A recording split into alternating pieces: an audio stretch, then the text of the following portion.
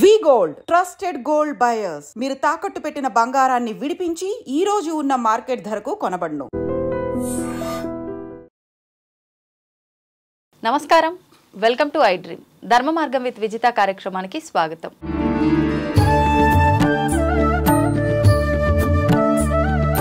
ప్రస్తుతం మనతో పాటు ఉన్నారు ప్రముఖ జ్యోతిష పండితులు బ్రహ్మశ్రీ నందిబట్ల శ్రీహరి శర్మ గారు. ఇప్పుడు వారితో మాట్లాడదాం. నమస్కారం గురుగారు. వాగర్థావివ సంపృక్తౌ వాగర్థ ప్రతిపత్తయే జగతః పితరౌ వందే పార్వతీ పరమేశ్వరౌ. సదాశివసమారంభాం శంకరాచార్య మధ్యమాం అస్మదాచార్యపర్యంతం వందే గురుపరంపరాం. ఆదిత్యాయ చ సోమాయ మంగళాయ బుధాయ చ గురుశుక్రశనిభ్యశ్చ రాహవే కేతవే నమః. శృంగేరి జగద్గురు పీఠాధిపతులు కంచెపీఠాధిపతులకి నమస్కారములు తెలియజేసుకుంటూ కార్యక్రమాన్ని ప్రారంభిద్దాం. గురుగారు, ప్రతి నెలలోనూ మనకు వచ్చే ఏకాదశులకి చాలామంది ఉపవాసాలు దీక్షలుగా పాటిస్తూ ఉంటారు. కొంతమంది మామూలుగా అప్పటికప్పుడు ఏదైనా సంకల్పం చెప్పుకొని ఉపవాసం చేస్తూ ఉంటారు, తర్వాత ఇంకా వదిలేస్తూ ఉంటారు. అయితే కొన్ని రకాలుగా ఈ ఏకాదశి ఉపవాసాన్ని మనం పాటిస్తూ ఉంటాము. కానీ ఈ మాసంలో, ఈ మాఘమాసంలో వచ్చే ఈ ఏకాదశి భీష్మ ఏకాదశి అని చెప్పి పిలుచుకుంటున్నాము. అంటే దీనికి ఇంకా ఏమైనా ప్రత్యేకత ఉందా? ఆ రోజున ఉపవాసానికి ఇంకేదైనా విశేషం ఉందా? అసలు ఏంటి విధి విధానాలంతా కూడా తెలియజేయండి. మనకు మొట్టమొదటిగా వీక్షించేటువంటి ఐ డ్రీమ్ ప్రేక్షకులు కూడా గమనించాల్సినటువంటి అంశం ఏంటంటే, అసలు ఏకాదశి వ్రత విధానం అనేటువంటిది ఒకటి తెలుసుకొని దాని యొక్క విధానాన్ని కనుక ఆచరించినట్లయితే తప్పకుండా మానవులకి ఆ ఏకాదశి వ్రత పుణ్య ఫలితాన్ని పొందుతారు. మనకు చెప్పబడినటువంటిది విధానం ఏంటంటే, ఏకాదశి కంటే ముందు రోజు దశమి ఏదైతే ఉంటుందో ఆ దశమి రోజున సూర్యాస్తమయం తరువాత నేల మీద పడుకోవడం, బ్రహ్మచర్య వ్రతాన్ని ఆచరించడం, ఇక ఆ రోజున ధూమపానము మద్యపానము తీసుకోకుండా, ఇక ఎటువంటి భోజన పదార్థములు తీసుకోకుండా పాలు పండ్లు పదార్థములు తీసుకొని ఆ రోజు రాత్రి నిద్రించాలి.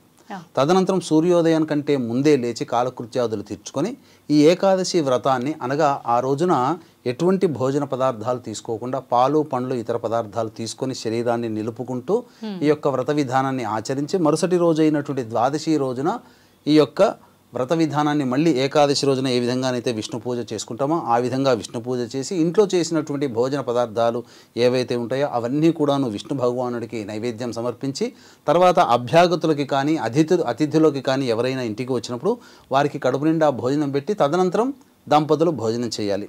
లేదు ఎవరైనా మన ఇంటికి రాని వాళ్ళ పక్షంలో అయితే అప్పుడు వృద్ధాశ్రమానికో అనాథాశ్రమానికో చేరుకొని అక్కడ అన్నదాన క్రియలన్నీ జరిపించి తర్వాత ఇంటికి వచ్చి భోజనాన్ని చేయాలి. ఇది అదంతా కుదరలేని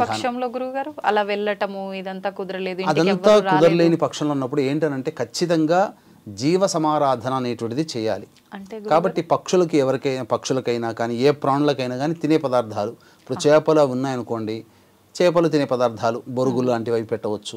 లేదు పక్షులు ఉంటాయి, ఏదైనా అన్నం ముద్ద కలిపి ఆ పిట్టగోడ మీద ఆ దొప్పల్లో పెట్టవచ్చు. ఈ విధంగా సాటి జీవులకి ప్రాణదానము అనగా అన్నదానం చేసిన తరువాత అప్పుడు భోజనాది కార్యక్రమాలు ఇంట్లో వాళ్ళు చేసుకోవాలి. ఇది విధానం.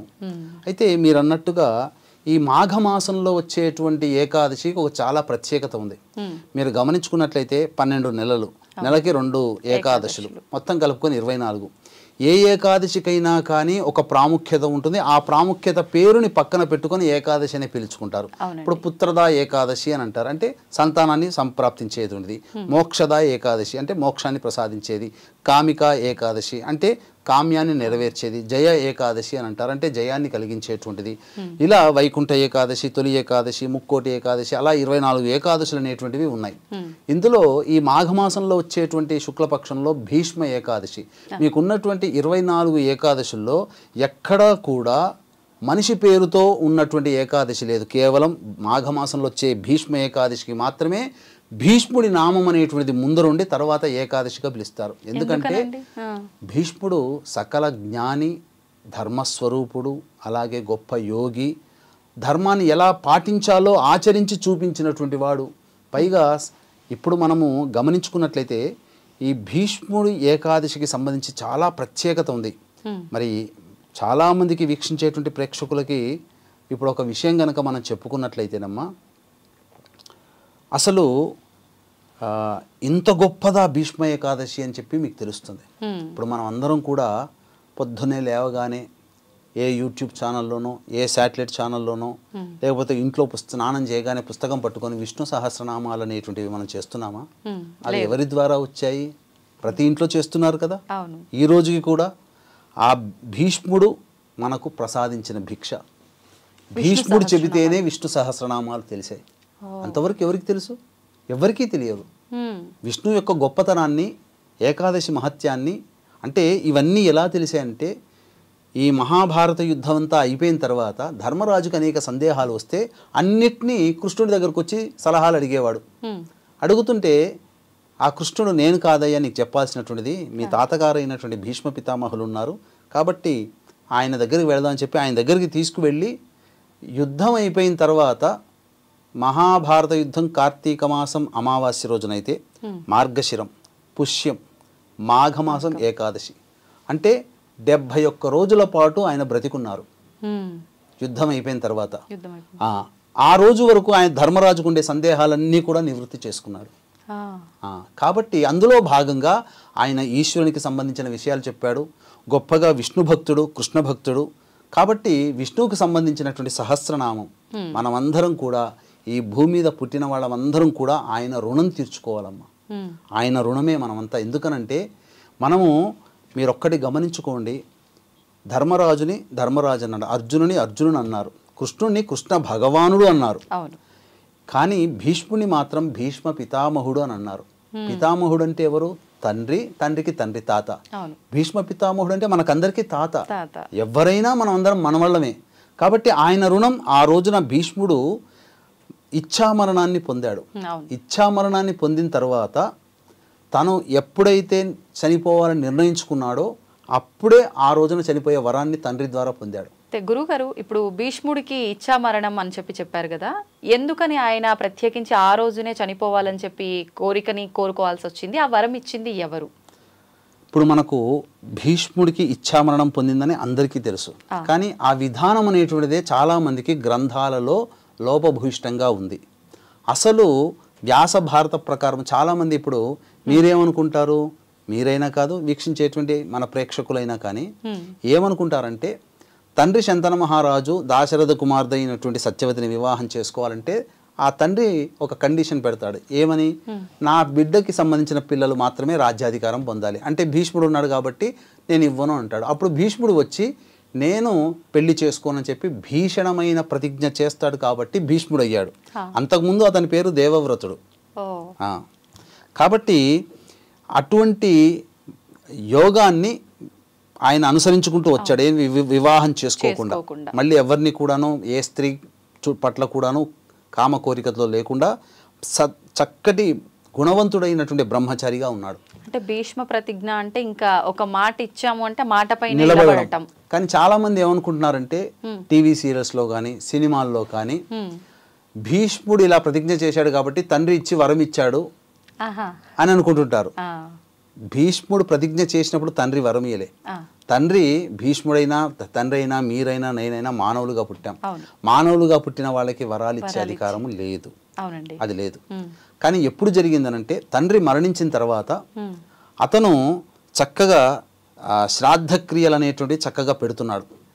ప్రతి నెలా పెడుతూ ఉంటుంటే ధర్మాన్ని ప్రకారం ఎంతవరకు ఆచరిస్తాడు నా కొడుకు అని చెప్పి గంగా తీరాన పిండ ప్రదానం చేస్తూ ఉంటే అప్పుడు తండ్రి చేయి ఇలా పైకి వస్తుంది. వచ్చినప్పుడు తండ్రి చేయి అని చెప్పి గమనిస్తాడు. గమనించినప్పుడు అయినా కానీ ధర్మశాస్త్రం ప్రకారం ఏ విధంగా పెట్టాలో దర్భల మీద ఆ విధంగానే పిండ ప్రదానాలు తర్పణాది కార్యక్రమాలు చేసిన తర్వాత అప్పుడు శంతన మహారాజు ప్రత్యక్షమై, నాయనా నువ్వెక్కడ ధర్మం తప్పుతా, నా చేయి పెట్టగానే నువ్వు నా చేయి తండ్రిదే నువ్వు గమనించి కూడా నా చేతిలో పెడతావేమో, ధర్మాన్ని తప్పుతావేమో అని చెప్పి నేను భయపడ్డాను. కానీ నీవు ధర్మ ప్రకారము చాలా శ్రద్ధగా చేశావు కాబట్టి నేను నీకు ఇచ్ఛామరణాన్ని ప్రసాదిస్తున్నాను నాయనా అని అంటాడు. అంటే చనిపోయిన తర్వాత దేవతలు అవుతారు, పితృదేవతలు అవుతారు. మామూలుగా మనం పూజించే దేవతలకైనా వరం ఇవ్వాలన్నా ఇవ్వకూడదన్నా ఒక లిమిట్ ఉంటుందేమో, కానీ పితృదేవతలకి అసలు లిమిట్ అంటూ ఉండదు. కాబట్టి ఆ పితృదేవత రూపంలో తండ్రి అతనికి వరం ఇచ్చాడు. అంతేకాకుండా అతను గొప్ప యోగి అండి. యోగి అంటే ఈనాడు మనము యోగాభ్యాసం చేస్తున్నాం, క్రియాయోగము, హఠాయోగం ఇవన్నీ కూడా ఆయన చేసినటువంటి వాడే. అందుకనే అష్టమి తిథి నుంచి మొదలుకొని అష్టమి, నవమి, దశమి, ఏకాదశి, ద్వాదశి. ద్వాదశి వరకు కూడా ఒక్కొక్క ప్రాణాన్ని ప్రాణ, ఉపాన, సమాన, వ్యాన, ఉదాన అనేటువంటి ఈ 5 ప్రాణాలని ఒక్కొక్కటిని ఒక్కొక్క రోజు వదులుకుంటూ వచ్చి ఏకాదశి రోజున తన సహజ ప్రాణాన్ని వదిలాడు. ఎందుకనంటే మాఘమాసములో అందున సూర్యుడు మకర రాశిలో ఉండగా ఏకాదశి తిథి వచ్చినప్పుడు మరణించడం అనేటువంటిది పూర్వజన్మ సుకృతం ఉంటేనే ఎవరికి రాదు. అది కాబట్టి ఆ విధంగా మరణాన్ని ఆ రోజున కోరుకున్నాడు. అందుకనే కోరుకున్నదే తొడవుగా పాదాల నుంచి పంచ ప్రాణాలన్నీ కూడాను కపాలం దాకా తీసుకువచ్చి యోగ అగ్నితో ఈ కపాలాన్ని భేదించుకొని ఆకాశంలోకి వెళ్ళిపోయింది ఆత్మ. ఆ తదనంతరం అందరూ కూడా చక్కగా అతనికి ఎదురుగా ధర్మరాజు, అర్జునుడు, ఇటువైపు నకుల, సహదేవులు ఎదురుగా కూర్చొని అతని పాడె మోసి అతని సుగంధ ద్రవ్యాలైనటువంటి ఈ సమిధలతో అతనికి దేహత్యాగం అనేటువంటిది, అంత్యేష్టి కర్మలు అనేటువంటివి చేయడం జరిగింది. ఇది విధానంగా జరిగింది. మనం అందరం కూడా రుణపడి ఉన్నాము. ఆ ఏకాదశి రోజున, భీష్మ ఏకాదశి రోజున ఖచ్చితంగా మానవులుగా పుట్టిన మనము తర్పణాది కార్యక్రమాలు అనేటువంటివి చేయాల్సిందే ఆయన కోసం, ఆయన పేరు మీద. అంటే ప్రతి ఒక్కరు కూడా అంటే ఎలా అంటే మనం ఒక నది దగ్గరికి వెళ్ళి పురోహితుల సమక్షంలో చేయాల్సి ఉంటుందా? మామూలుగా సూర్యునికి అర్ఘ్యం వదిలినట్టు అలా వదిలితే సరిపోతుందా? ఎలా చేయాలి గురువుగారు? మానవులుగా పుట్టినటువంటి ప్రతి వ్యక్తి కూడాను భీష్మ ఏకాదశి రోజున భీష్ముడి కోసం తర్పణాలు చేయాలమ్మా. ఎందుకనంటే మనము ఈ రోజున సహస్రనామ పారాయణం చేస్తున్నాం. విష్ణు సహస్రనామం ఆయన వల్లే వచ్చింది. సకలమైనటువంటి ధర్మాలని ఆయన బోధించాడు. అలా అంతేకాకుండా ఎన్నో సూక్ష్మాలని కూడా విశదీకరించి మనకు అందించాడు. అంతకు మించి ఒక గొప్పగా చెప్పాలి అనంటే ఈ సంబంధించినటువంటి సమస్తమైనటువంటి జ్ఞానాన్ని కూడా మనకు అందించిపోయాడు ఆయన. ఆయన బ్రతికుండగా ఎన్నో అసలు చెప్పాలి అనంటే ఆ ఏకాదశి రోజున మనం ఎలాగో ఇంతకుముందు ఏకాదశి వ్రత విధానం ఎలాగో మనం మొదట్లో చెప్పుకున్నాంగా, ఆ విధంగా చేసి ఉదయాన్నే కాలకృత్యాదులన్నీ తీర్చుకొని తులసి చెట్టు దగ్గర ఆవు నేతితో దీపారాధన చేసి విష్ణు సహస్రనామ పారాయణం చేసి దానిమ్మ పండు, ఆవు పాలు, 2 అరటి పండ్లు నైవేద్యంగా పెట్టాలి. తదనంతరం ఆ రోజంతా కూడాను ఎటువంటి ఉడికించినటువంటి ఆహార పదార్థాలు భుజించకూడదు. పాలు, పండ్లు తీసుకోవచ్చమ్మా. అయితే ప్రధానంగా మధ్యాహ్నం పూట 11 తర్వాత నుంచి 11 నుంచి 12:30 మధ్య కాలంలో భీష్ముడి కోసం తర్పణాది కార్యక్రమాలు చేయాలి. అప్పుడు ముందరగా తూర్పు వైపున నమస్కారం, గణపతికి నమస్కారం చేసుకొని గణపతి యొక్క అనుజ్ఞ తీసుకొని తదనంతరం దక్షిణ దిక్కు వైపున తర్పణాలు వదలాలి. అంటే ఒక గ్లాసులో ఒక 20 గ్రాముల నల్ల నువ్వులు, అందులో గ్లాసులో నీళ్లు, అదే నల్ల నువ్వులు మునిగిపోయేంత వరకు నీళ్లు, ఆ తదనంతరం ఒక బౌల్, కటారి గిన్నె తీసుకొని దక్షిణం వైపు ఫేస్ పెట్టి అప్పుడు మనస్సులో ఈ భావన చేసుకోవాలి. వైయాఘ్రపద గోత్రజుడైనటువంటి భీష్ముడికి జ్ఞాని, ధర్మ సూక్ష్మాలు తెలిసినటువంటి వాడు, అవివాహితుడు, సంతానము లేనివాడు, గాంగేయుడు, గంగాపుత్రుడు, వీరుడు, శూరుడు, అలాగే సకల శాస్త్ర కోవిదుడు అయినటువంటి భీష్ముడికి నా వంతు కర్తవ్యముగా నేను తర్పణాలు వదులుతున్నానని చెప్పి మనసులో భావన చేసుకుని ఆ స్పూన్లో నల్ల నువ్వులతో ఉన్నటువంటి నీటిని అరచేతిలో వేసుకొని ఈ విధంగా భీష్మ పితామహం తర్పయామి అనుకుంటూ ఈ బొటన వేలు గుండుగా ఆ బోల్లో వేయాలి. ఈ విధంగా 11 సార్లు కానీ 16 సార్లు కానీ తర్పణాలు చేయాలమ్మా. ఈ విధంగా చేస్తే ఆయన రుణం ఆ రోజున తీర్చుకున్న వాళ్ళమవుతాం. ఇంటిలో ఎవరో ఒకరు చేస్తే ఎవరైనా అందరూ చేయొచ్చు, పురుషులు, స్త్రీలు ఎవరైనా చేయొచ్చు, అందరూ ఆయన సంతానం లాంటి. తర్పణాలు ఆడవాళ్ళు చేయకూడదు అంటారు కదా, కానీ దీనికి తప్పు లేదమ్మా, దీనికి తప్పు లేదు. ఇది అందరూ కూడా చేయాల్సినటువంటి విధి విధానం. చక్కగా చేసుకోవచ్చు. అంతేకాకుండా ఆ రోజంతా కూడాను ఆ ఉపవాస నియమాన్ని పాటించి సాయంకాలం పూట ప్రదోషకాల సమయంలో మళ్ళీ కాలకృత్యాదులు అవకాశం ఉంటే కాలకృత్యాదులు తీర్చుకొని మళ్ళీ 2 మాలలు సమకూర్చుకోవాలి. 1 మారేడు దళమాల, 2 తులసీమాల. ఈ 2 ఈ తులసీమాలని శివాలయంలో శివలింగం దగ్గర, శివలింగం పైన కాదమ్మా, శివలింగం దగ్గర, అలాగే మారేడు దళాలని వెంకటేశ్వరుని పాదాల దగ్గర పెట్టి మొట్టమొదలుగా ఆ యొక్క శివాలయానికి చేరుకొని శివుడికి అర్చన జరిపించుకొని ఆ తులసీమాల. మామూలుగా శివుడికి మారేడు, వెంకటేశ్వర స్వామికి ఇవి కదా, అందుకనే చెప్తున్నాను శివాలయం దగ్గర అర్చన జరిపించుకొని శివాలయం దగ్గర ఉన్నటువంటి తులసిమాల తీసుకొని వెంకటేశ్వర స్వామికి సమర్పించి మళ్ళీ ఆ వెంకటేశ్వరుడి పాదాల దగ్గర ఉన్నటువంటి ఈ మారేడు మాలని ఈశ్వరికి సమర్పణ చేసినట్లయితే తప్పకుండా శివకేశవుల యొక్క అనుగ్రహం కలుగుతుంది. ఎందుకంటే ఏకాదశి తిథి అనేటువంటిది కేవలం విష్ణువుకి సంబంధించినది కాకుండా రుద్రునికి సంబంధించినటువంటి తిథి కూడా చెప్పబడి ఉంది. కాబట్టి ఆ రోజున ఈ విధమైనటువంటి నియమాన్ని ఎవరైతే పాటిస్తారో తప్పకుండా వారికి శివానుగ్రహం కలుగుతుంది. అలాగే వీక్షించేటువంటి ప్రేక్షకులు కూడా మాఘ పౌర్ణమి సందర్భంగా జాతకరీత్యా కలుగు అన్ని రకాల సమస్యల నివారణకి సర్వదోష నివారణ హోమాలు, అలాగే గత జన్మ కర్మదోషాల వలన సమస్యలు ఉంటాయి కాబట్టి గత జన్మ కర్మదోష నివారణ తిల హోమాలతో పాటు శని ప్రభావం 2025 సంవత్సరంలో అన్ని రాశుల వారికి ఉంది కావున శనిదోష నివారణ హోమాలు పర్ హెడ్ 2100 రూపాయలకి ప్రయాగ క్షేత్రంలో కుంభమేళ సందర్భంగా ప్రయాగ క్షేత్రంలో కానీ లేదా అవకాశము కుదరకపోతే శ్రీశైల క్షేత్రంలో కానీ చేయించడం జరుగుతుంది. అవకాశం ఉన్న వాళ్ళు కార్యక్రమ తదనంతరం కాంటాక్ట్ చేసి మీ గోత్రనామాలు నమోదు చేసుకోవచ్చు. గురుగారు, మనం ఇంతకుముందు భీష్మ ఏకాదశి వీడియో చేసినప్పుడు మీరు ఆయన గురించి చెప్పిన విధానంలో నాకు ఒక చిన్న సందేహం కలిగింది. ఏంటి అంటే యుద్ధం జరిగిన తర్వాత ఆయన సుమారుగా 71-72 రోజులు తర్వాత చనిపోయారు అని చెప్పి మీరు చెప్పడం జరిగింది. అయితే ఆయన చనిపోయిన విధానం కూడా బాణాల పైన ఉండి ఒక నిర్మానుషమైన ప్రదేశంలో ఉండి అక్కడే మరణించారు అని చెప్పి అనుకుంటూ ఉంటాం. కానీ ఆయనకున్న ఆ స్థితికి మామూలుగా ఆయన ఎంతో రాజవైభోగాలు అనుభవిస్తూ అలాంటి వసతులతో ఉండొచ్చు. కానీ ఎందుకు ఇటువంటి ప్రదేశంలో ఎవరూ పక్కన లేకుండా ఇటువంటి ప్రదేశంలో మరణించడానికి గల ఆంతర్యం ఏంటి? అసలు దాని వెనకాల ఏంటి, ఏముంది? నిజంగా ఏదైనా ఉందంటారా ఆంతర్యం? అయితే వీక్షించేటువంటి ప్రేక్షకులు కూడా మీకు కూడా మీరు అడిగారు సందేహం కార్యక్రమం అయిన తర్వాత. ఎందుకంటే ఇట్లా అంటే దానికి గల సందేహం చాలా వివరణాత్మకంగా ఉంది. అసలు నిజంగా చెప్పాలంటే అసలు భీష్ముడి గురించి తెలుసుకోవాలి. భీష్ముడు ఎవరు? అష్టవసువుల్లో ఒకడు. మిగతా అందరూ కూడా శాపవశాత్తు ఈ మానవ జన్మ ఎత్తకుండా ఉండి ఉత్తరక్షణం పుట్టిన మరుక్షణంలోనే గంగ ద్వారా మోక్షాన్ని పొందారు. కానీ ఒక్క భీష్ముడు మాత్రం, అనగా గంగ పెట్టినటువంటి పేరు దేవవ్రతుడు.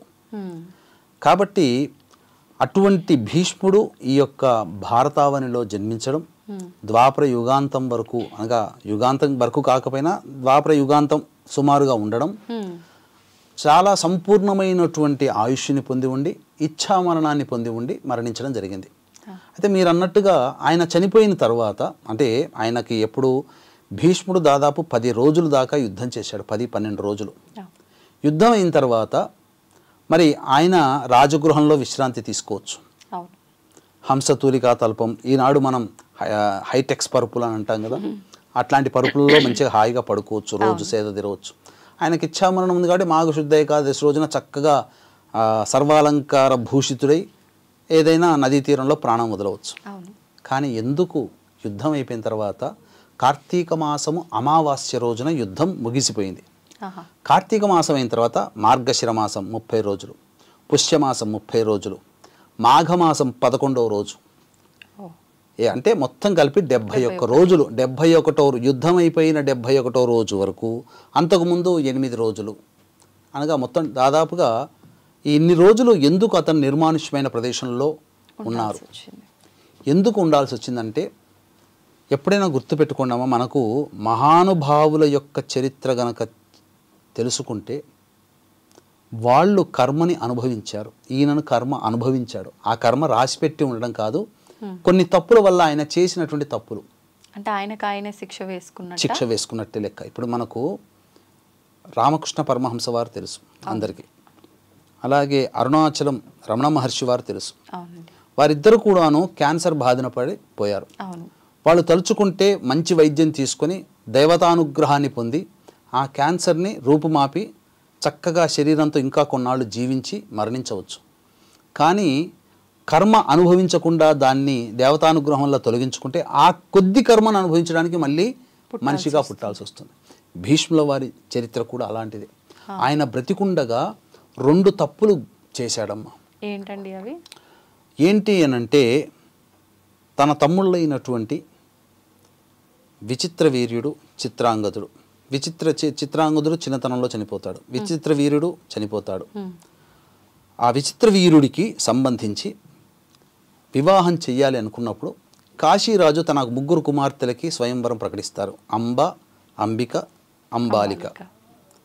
ముగ్గురిని కూడాను భీష్ముడు అందరినీ ఓడించి, రాజులను ఓడించి తీసుకొని వస్తాడు.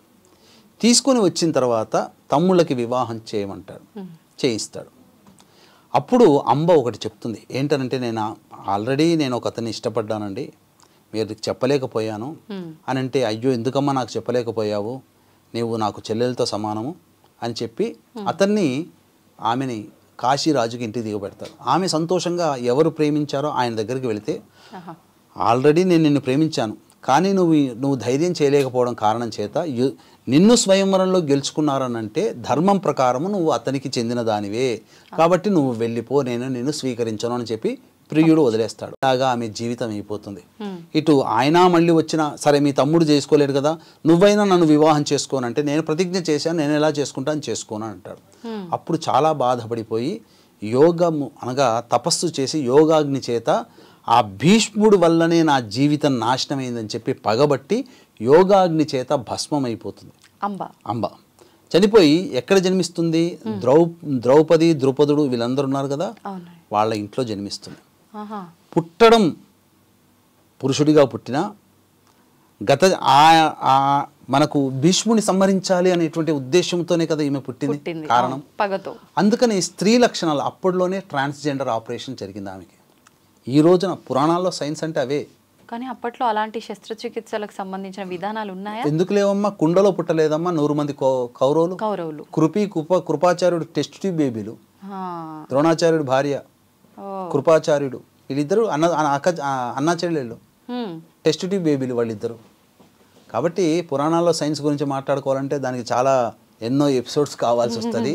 చాలా ఉన్నాయి, దాంట్లో అనేక రకాలైనటువంటి మర్మాలు ఉన్నాయి. ఈనాడు మనం గొప్పతనం కాదు. అలా ఆ విధంగా స్త్రీ లక్షణాలతో పెరుగుతుంది, శిఖండిగా మారుతుంది. తర్వాత ఈ యుద్ధానికి ప్రారంభానికంటే ముందు ధర్మరాజు అతని దగ్గరికి వస్తాడు. కృష్ణుడు చెప్తాడు, భీష్ముడు ఉండగా మీ తరం కాదు, మీరు ఓడిపోవాల్సిందే, తప్పదు అని. మరి ఏంటి కింగ్ కర్తవ్యం అని అంటాడు. నువ్వు పోయి ఇప్పుడు ఆయన మరణాన్ని ఆయన్నే అడిగి తెలుసుకోని పంపిస్తే, తాత మేము ఎట్లాగో గెలవలేము, నీ మరణం నువ్వు ఎలా ఆగిపోతావు యుద్ధంలో, నాకు కాస్త సెలవు ఇవ్వనంటే, అప్పుడు వీరులకు ఒక లక్షణం ఉంటుంది. గొప్ప యోధులకి వీరులకి ఏంటనంటే, ఆ వీరుడు సాటి వీరుడితోనైనా కానీ యుద్ధం చేయాలి, లేదు వీర వనితతోనైనా యుద్ధం చేయాలి.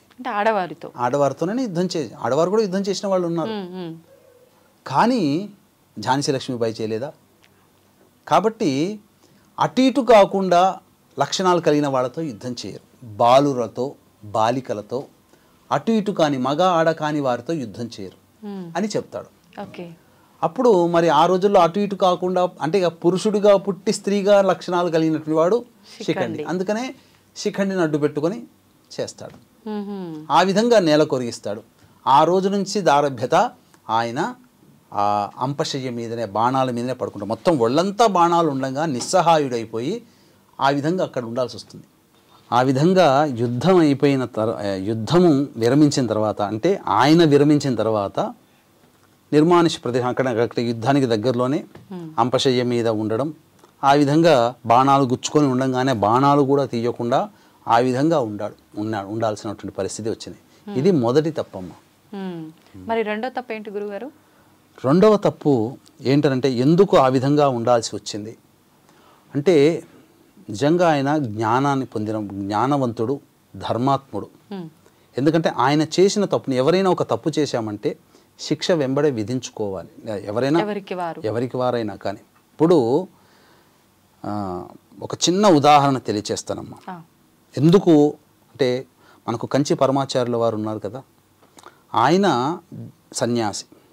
ఎవరైనా పిలిచి భిక్షకు అడిగితే వెళ్ళాల్సిన వాడు. ఒక గొప్ప ధనవంతుడు భిక్షకు పిలిచాడు, వచ్చాడు, భోజనం చేశాడు. వస్తూ ఆయన కోసం పెట్టిన వెండి చెంబుని తీసుకుంటూ వెళ్ళి ఆ ఇంటి సందు మూల దాకా వెళ్ళి తిరిగి చూస్తే, అయ్యో ఏంటిది, నా చేతికి ఎందుకు వచ్చింది, నేను సన్యాసిని కదా, నాకెందుకు ఈ వెండి చెంబు అని చెప్పి వెళ్ళి ఆ ఇంట్లో ఇచ్చేసి వచ్చిన తర్వాత చాలా బాధపడ్డాడు. సన్యాసికి నాకు కోరికలు, మోహం ఉండకూడదు కదా, ఎందుకు నాకు ఈ వెండి చెంబు మీద మోహం కలిగింది అని చెప్పి అన్నప్పుడు అప్పుడు బాగా అమ్మవారిని అడిగితే ఆయన మందు వ్యాపారం అనగా వైన్స్ షాప్స్ ఉంటాయి కదా, అప్పట్లో అటువంటి నడిపించి దాని ద్వారా ఆదాయాన్ని పొంది మనుషులని పీడించి డబ్బు సంపాదించాడు. అంటే మనుషుల ధనాన్ని దొంగతనం చేసినట్టే లెక్క. ఆయన ఇంట భోజనం చేసినందుకు ఆ లక్షణం ఆయనకు వచ్చి ఆ సందు దాకా ఆ వెండి చెప్పు పట్టుకోవాల్సిన పరిస్థితి వచ్చింది. అందుకని పరమాచార్యుల వారు ఎంతటి శిక్ష వేసుకున్నారంటే 3 రోజులు నిరాహారం తీసుకోలేదమ్మా, ఆహారమే తీసుకోలేదు.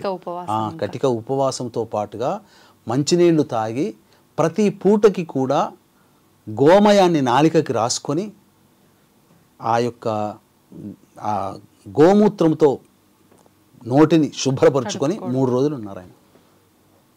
అంటే ఏంటి శిక్ష? ఎందుకు ఇప్పుడు తాగకుండా ఉండటం, తినకుండా ఉండటం ఓకే, గోమూత్రంతో ఎందుకు అలా చేసుకోవడం? అంటే గోమూత్రంతో అంటే శుద్ధమా, గోవే సకల దేవతా స్వరూపం కాబట్టి సకల శుద్ధి ఆ విధంగా నిష్కల్మషమైన మనస్సుతో ఆ విధంగా ఆచరిస్తే శుద్ధి అవుతుంది. అలా ఈయన రెండో తప్పు ఏం చేశారనంటే, మనకు ఈ జూదం సమయంలో కౌరవ పాండవుల మధ్య ఉన్నటువంటి జూదం సమయంలో ఓడిపోతారు కదా పాండవులు.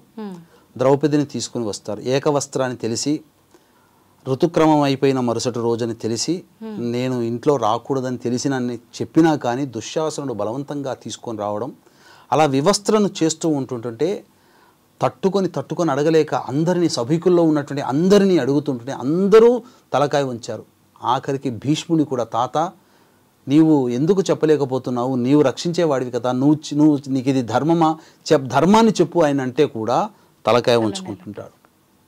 అంటే అక్కడ ఏంటనంటే 2 ధర్మాలు ప్రతి మనిషికి ఉంటాయి. ఏదైనా ఒక సమస్య వచ్చినప్పుడు అది మానవతా ధర్మం ఉంటుంది, 2 రాజధర్మం. ఆయన మానవతా ధర్మాన్ని పక్కకు పెట్టి రాజధర్మాన్ని పాటించాడు.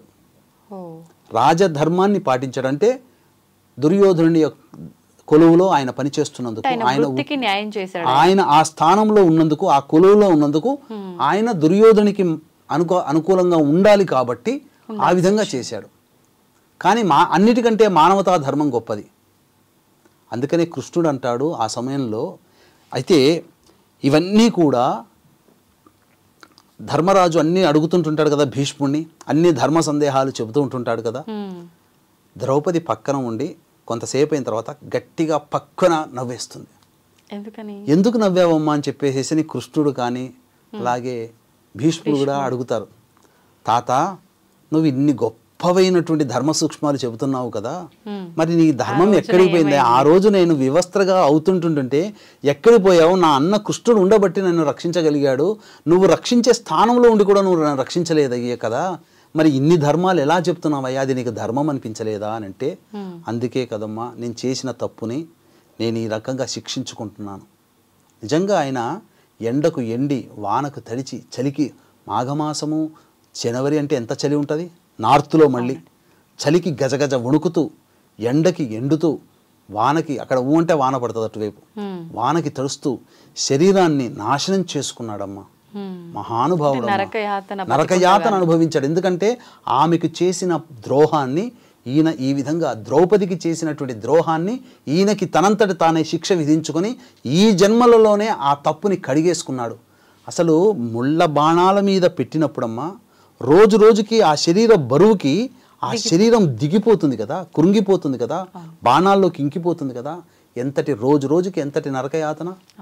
అందుకనే ధర్మరాజు దగ్గరికి తీసుకొని వస్తాడు కృష్ణుడు. ధర్మ సూక్ష్మాలు చెప్పవయ్యానంటే, నాకన్నా నీకన్నా గొప్పవాడినా నేను కృష్ణ, నువ్వు చెప్పొచ్చు కదా, అయినా కానీ నా శరీరము అనుకూలంగా లేదు, నేను బాణాలతో బాధపడుతున్నాను, వ్రణాలు అయిపోయినాయి, మొత్తము పుండ్లు అయిపోయాయి, చాలా ఇబ్బంది పడుతున్నాను, నా నోట మాట కూడా రావట్లేదు, క్షమించు కృష్ణ భగవాన్ అంటే, నీవు ధర్మ సూక్ష్మాలు చెప్పేంతవరకు, మరణించేంతవరకు కూడా నీకు నేను శరీరాన్ని స్వస్థత చేకూరుస్తున్నానని చెప్పి ఆయన వరమిస్తాడు కృష్ణుడు. వరమిచ్చిన తదుపరి అతనికి ఆ ఉన్నటువంటి బాధంతా పోయి ధర్మ సూక్ష్మాలన్నీ ధర్మరాజుకి అప్పగిస్తాడు. వ్యాసుడు అక్కడే ఉంటాడు, పాండవులు అక్కడే ఉంటాడు, కృపాచార్యుడు అక్కడే ఉంటాడు, అందరూ అక్కడే ఉంటారు.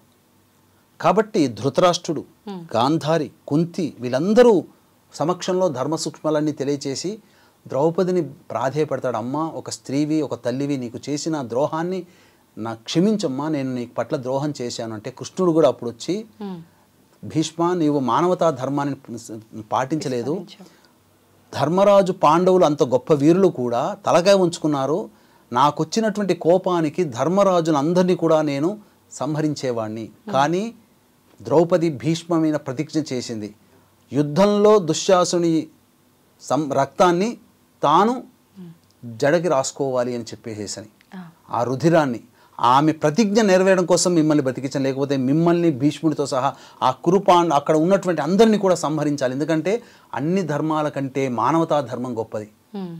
కాబట్టి ఒక ప్రాణి ఇబ్బంది పడుతున్నప్పుడు నీవు సహించి ఉండగలిగావు, అది ధర్మము కాదు అని చెప్పి నువ్వే గనక ఆ రోజు అడ్డుపడి ఉంటే ఇంత యుద్ధం జరిగేదా? అప్పుడు ద్రౌపది ఇదే అడుగుతుంది, నా బావలు వీళ్ళందరూ ఎవరో కాదు కదా, నా వాళ్లే కదా, నా అన్న నా భర్తల యొక్క అన్నదమ్ములు వీళ్ళందరినీ కోల్పోయే వాళ్ళము కాదు కదా భీష్మ, నువ్వు ఒక్క మాట చెప్పి ఉంటే దుర్యోధను వినకపోవునా, ధృతరాష్ట్రుడికి గాంధారికి పుత్రశోకం కలగకపోవునా, అందరూ ఇలా నష్టపోయి మేం మాత్రం సాధించేది ఏముంది అని చెప్పి ద్రౌపది కూడా అడుగుతుంది. కానీ ఆ భీష్ముడు ఆ విధంగా ద్రౌపదికి చేసినటువంటి ద్రోహానికి, అంటే ద్రోహము కూడా కాదది, ధర్మాన్ని పాటించినందుకు, ఆమెను రక్షించినందుకు గాను తనకి తాను శిక్ష విధించుకుంటాడు. అంపశయ్య మీదనే ఉంటాడు, శరీరాన్ని శుష్కించుకుంటాడు. అది ధర్మజ్ఞులే కనుక కర్మదోషము ఉంటే ఎలా జీవించాలో తెలియజేసినటువంటి మహానుభావుడు భీష్ముడు. అందుకే ఆయనకి మనమందరం రుణపడి ఉన్నాం. ఆయనకి ఆ రోజున తర్పణాది కార్యక్రమాలు, భీష్ముడి యొక్క సంబంధించినటువంటి తర్పణాది కార్యక్రమాలు చేయాలి. అంటే ఎలా అంటే మనం ఒక నది దగ్గరికి వెళ్ళి పురోహితుల సమక్షంలో చేయాల్సి ఉంటుందా? మామూలుగా సూర్యునికి అర్ఘ్యం వదిలినట్టు అలా వదిలితే సరిపోతుందా? ఎలా చేయాలి గురువు గారు? మానవులుగా పుట్టినటువంటి ప్రతి వ్యక్తి కూడాను భీష్మ ఏకాదశి రోజున భీష్ముడి కోసం తర్పణాలు చేయాలమ్మా. ఎందుకనంటే మనము ఈ రోజున సహస్రనామ పారాయణం చేస్తున్నాం, విష్ణు సహస్రనామం ఆయన వల్లే వచ్చింది. సకలమైనటువంటి ధర్మాలని ఆయన బోధించాడు. అలా అంతేకాకుండా ఎన్నో సూక్ష్మాలని కూడా విశదీకరించి మనకు అందించాడు. అంతకు మించి ఒక గొప్పగా చెప్పాలి అనంటే ఈ సంబంధించినటువంటి సమస్తమైనటువంటి జ్ఞానాన్ని కూడా మనకు అందించిపోయాడు ఆయన బ్రతికుండగా ఎన్నో.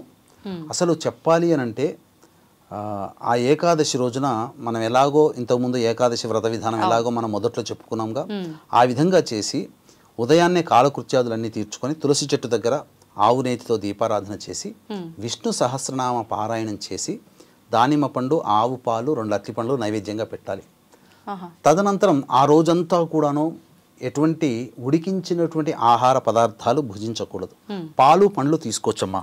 అయితే ప్రధానంగా మధ్యాహ్నం పూట 11 తర్వాత నుంచి 12-12:30 మధ్య కాలంలో భీష్ముడి కోసం తర్పణాది కార్యక్రమాలు చేయాలి. అప్పుడు ముందరుగా తూర్పు వైపున గణపతికి నమస్కారం చేసుకొని గణపతి యొక్క అనుజ్ఞ తీసుకొని తదనంతరం దక్షిణ దిక్కు వైపున తర్పణాలు వదలాలి.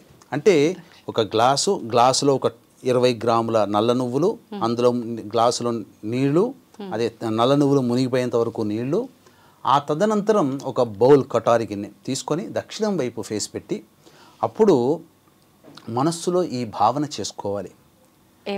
వైయాఘ్రపద గోత్రజుడైనటువంటి భీష్ముడికి జ్ఞాని, ధర్మ సూక్ష్మాలు తెలిసినటువంటి వాడు, అవివాహితుడు, సంతానము లేనివాడు, గాంగేయుడు, గంగాపుత్రుడు, వీరుడు, శూరుడు, అలాగే సకల శాస్త్ర కోవిదుడు అయినటువంటి భీష్ముడికి నా వంతు కర్తవ్యముగా నేను తర్పణాలు వదులుతున్నానని చెప్పి మనసులో భావన చేసుకుని ఆ స్పూన్లో నల్ల నువ్వులతో ఉన్నటువంటి నీటిని అరచేతిలో వేసుకొని ఈ విధంగా భీష్మ పితామహం తర్పయామి అనుకుంటూ ఈ బొటన వేలు గుండుగా ఆ బౌల్లో వేయాలి.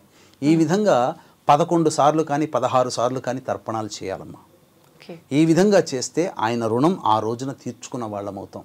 ఇంటిలో ఎవరో ఒకరు చేస్తే ఎవరైనా అందరూ చేయొచ్చు, పురుషులు స్త్రీలు ఎవరైనా చేయొచ్చు, అందరము ఆయన సంతానం లాగా. తర్పణాలు ఆడవాళ్ళు చేయకూడదు అంటారు కదా, కానీ దీనికి తప్పు లేదమ్మా, దీనికి తప్పు లేదు. ఇది అందరూ కూడా చేయాల్సినటువంటి విధి విధానం. ఓకే, అంటే దీన్ని బట్టి అనిపిస్తోంది ఏదైనా సరే మనం మన నిత్య జీవితంలో కూడా ఎవరి దగ్గరైనా మనం అది మాట విషయంలో కానీ చేతల విషయంలో కానీ ఏది కూడా రుణం ఉంచుకోకూడదు, ఉండకూడదమ్మా. అది కర్మ రూపంలో మళ్ళీ కర్మ రూపంలో మనం ఖచ్చితంగా అనుభవించి తీరాల్సిందే. ఈ రోజున గుర్తుపెట్టుకోండమ్మా, బ్రాహ్మణులని అవహేళన చేస్తూ సినిమాలు చేసినటువంటి మహానుభావుల ప్రస్తుత పరిస్థితి, జీవితాలు ఎట్లున్నాయి? బ్రాహ్మణుల కుటుంబంలో ఇట్లా ఉంటారా అని అవహేళన, ఇట్లా ఉంటారేమో అని చెప్పి శశాస్త్రీయమైనటువంటి విధానంలో బ్రతుకుతున్న వాళ్ళని కూడా బజారు కీడ్చినటువంటి కుటుంబం ఈ రోజున కలహాలతో సతమతం అయిపోతే కంటి నిండా నిద్ర లేకుండా పోతున్నారు. బ్రాహ్మణుణ్ణి అవహేళన చేసి సినిమాల్లో చూపించినటువంటి ఈ జగత్తుకంతకి కూడా బ్రాహ్మణుడు అంటే చులకన అవ్వడానికి గల కారణమైనటువంటి డైరెక్టర్లు కానీ నటులు కానీ ఈ రోజున సరైనటువంటి స్థానంలో లేదు. అంత్యంలో ఇంకా అనుభవించాల్సినటువంటి పరిస్థితి వాళ్ళకి దాపురిస్తుంది. ఆ విధంగా ఒక్కొక్క సినిమాల్లో పాపం ఐరన్ లెగ్ శాస్త్రి అనేటువంటి ఆయన కనబడితే తనడం అనేటువంటిది అలవాటు చేసుకుని చూపించాడు ఒక దర్శకుడు. చాలా రహస్యంగా మరణించాడు. అటువంటి మరణం ఎవరికి రాకూడదు. కాబట్టి కర్మ విల్ రిటర్న్స్, అంతే. ఏ కన్ను చూడదనా అనేటువంటిది ఉంది కదా, వాస్తవం అది. మనం చూసినా చూడకపోయినా కర్మని, అసలు మనం చేసేటువంటి పనులని ఎవరెవరు చూస్తారనేది మనం ఒక మంచి వీడియోలో మనం తెలియజేసుకుంటాం. తప్పకుండా గురువుగారు, నిజంగా ఆ వీడియో కోసం నేను కూడా వెయిట్ చేస్తున్నా. ధన్యవాదాలు గురువుగారు. సర్వం శ్రీ ఉమామహేశ్వర పరబ్రహ్మార్పణమస్తు.